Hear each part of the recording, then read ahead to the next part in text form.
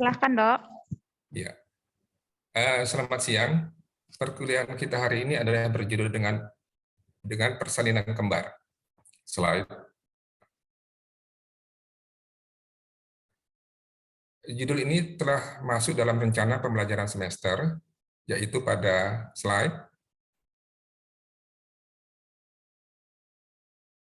Pada KP 9. Slide. Adapun masalah yang kita akan bahas pada perkuliahan kita hari ini yaitu mengenai insiden, jenis presentasi, tempat persalinan, cara, dan manajemen persalinan. Slide. Jadi insiden daripada kejadian kembar spontan yaitu 1 dari 90 kehamilan. Kejadian ini meningkat akibat teknologi reproduksi, terutama teknologi reproduksi berbantu. Adapun letak daripada presentasi kehamilan kembar itu adalah pertama, kepala adalah sekitar 39%, kepala bokong 13%, sedangkan bokong kepala 26%, dan bokong-bokong 9%. Slide.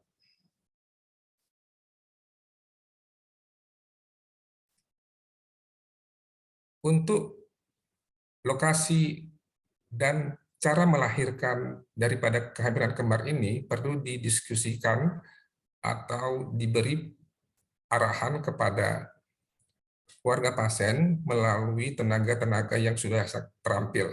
Dan kita harapkan dan kita rekomendasikan untuk dapat melahirkan di rumah sakit. Slide. Sedangkan lokasi persalinan yaitu biasanya di rumah sakit dengan dokter atau bidan yang berkompeten. Persiapan seperti partus tunggal, namun ada tambahan bagi bayi yang kedua, termasuk tenaga dokter anak, bidan, dan perawat. Jadi di sini kita lihat bahwasannya harus 2 tim yang bekerja.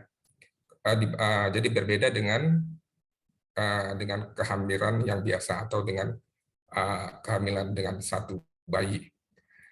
Jika ini tidak dapat kita persiapkan dengan baik, lebih baik ini dirujuk bila persiapan tidak tersedia.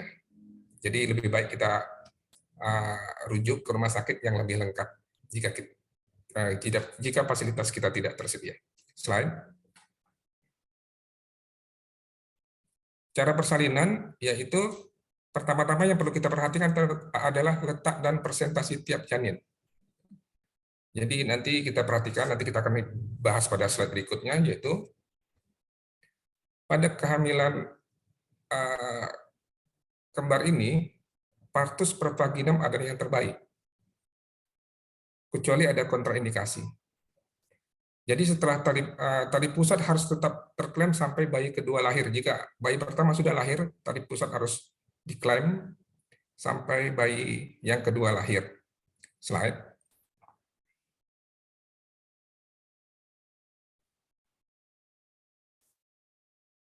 Slide.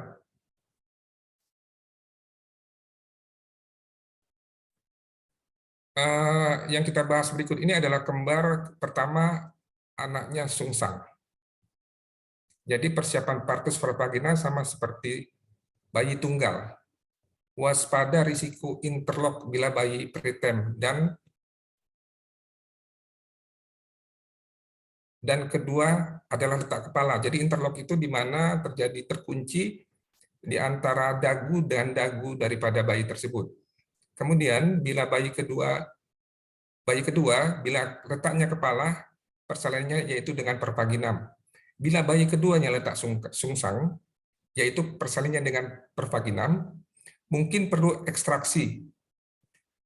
Hati-hati bila bayi kedua lebih besar daripada bayi pertama. Jadi kadang-kadang dia bisa sangkut di situ. Jadi dapat juga kita lakukan versi dan ekstraksi. Bila gagal, kita lakukan seksio sesaria. Slide. Kemudian kalau jika kita temui bahwasannya janin pertama letak lintang, langsung kita lakukan seksul sesaria. Slide. Adapun manajemen persalinan, biasanya kehamilan kembar itu cenderung preterm atau bayinya kurang bulan. Jadi harus kita beri pengertian, beri penjelasan kepada pasien.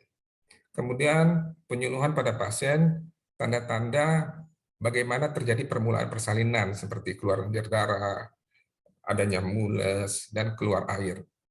Dan di sini biasanya perlu kita beri terapi steroid untuk pematangan paru karena bayi-bayi kembar itu cenderung prematur.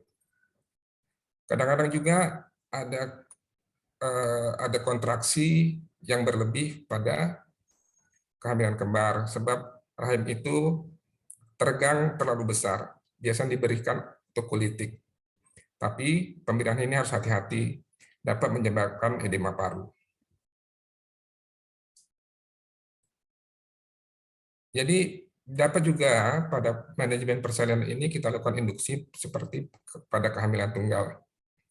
Tapi harus kita perhatikan yaitu taksiran berat janin antara bayi pertama dan bayi kedua.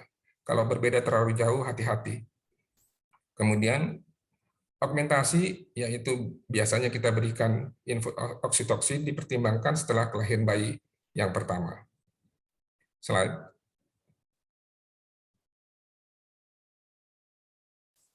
Manajemen persalinan pemantauan janin, jadi biasanya seperti biasa pada persalinan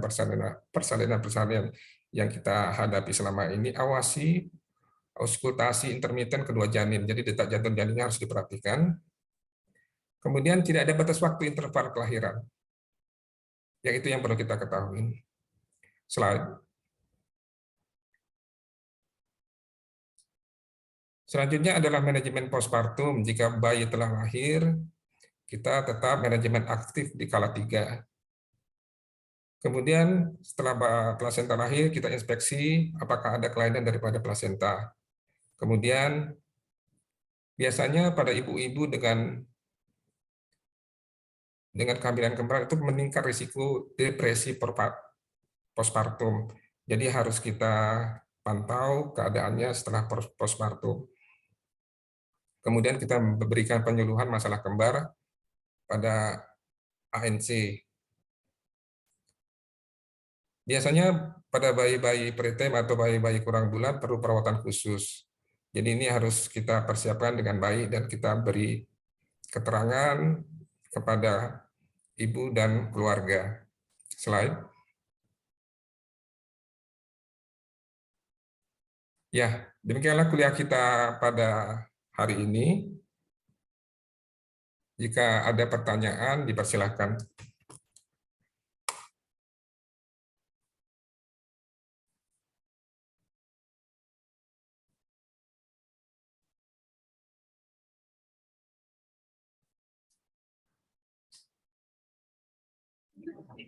Selamat siang, Dok.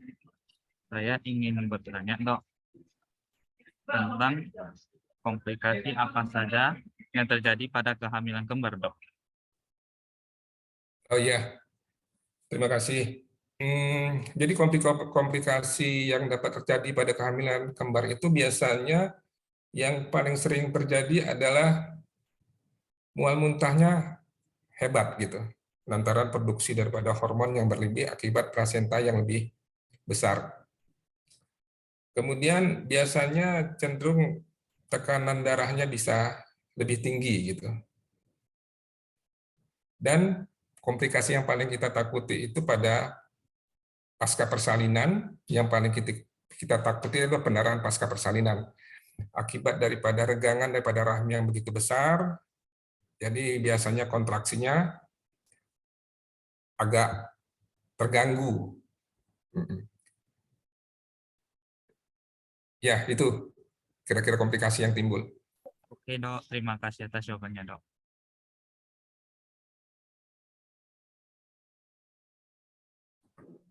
Izin, Dok, izin bertanya. Ya. Apakah ada pengaruh usia dari ibu hamil terhadap kejadian persalinan kembar ini, Dok? Maksudnya usia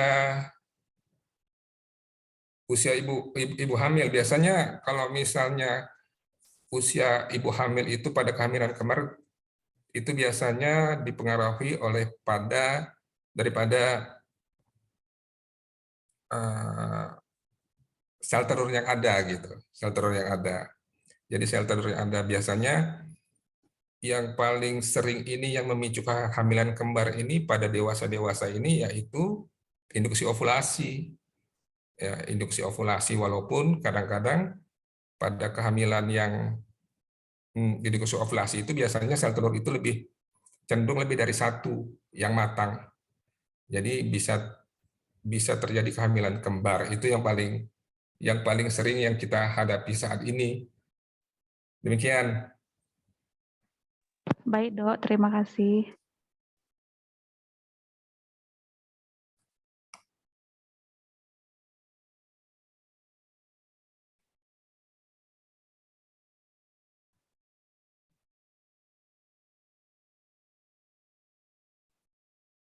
Ada lagi kira-kira mau disampaikan, mau ditanya? Tidak ada, Dok.